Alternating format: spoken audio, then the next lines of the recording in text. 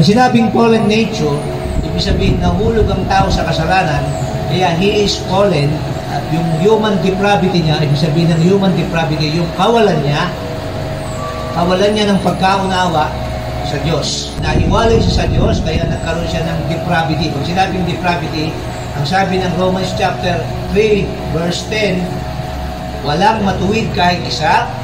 Ibig sabihin, kung magkaroon ng depravity o kawalan ng tao, nawala sa kanya ang katwiran ng Diyos. At kung nawala sa atin ang katwiran ng Diyos, anong nasa atin? Nasa atin ngayon ay ang katwiran ng tao, which is human nature o yung natural sa tao.